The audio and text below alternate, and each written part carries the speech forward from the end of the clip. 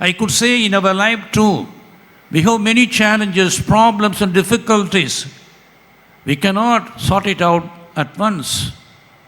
With courage, with hope, and the humility of heart, like Francis Xavier, we should love Christ in our sufferings, the moment of difficulties, challenges. That was possible for St. Francis Xavier because he was very particular in midst of his intense activity of missions. He remained always united with God through prayer. I could say love of God could be manifested in a better way only through prayer.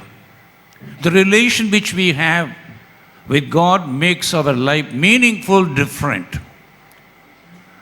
We say always, I have God's experience.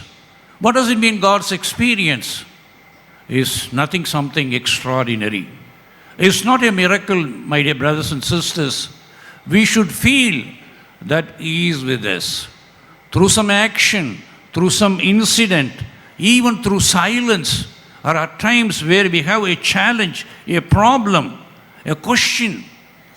It is there He remains with us in silence, makes us understand. My son and daughter, do not worry, I am with you. What is needed for you to love me and to express your love as it was done by St. Francis Xavier. All moments of trials and difficulties and discouragement, he was ever faithful to God's love. The second element which I want to propose, much more important, we also speak about the ardent zeal of this saint to be a missionary.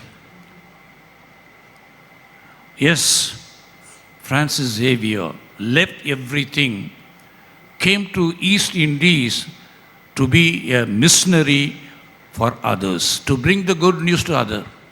So he loved the mission. He loved preaching. He loved the gospel and lived it in all possible ways.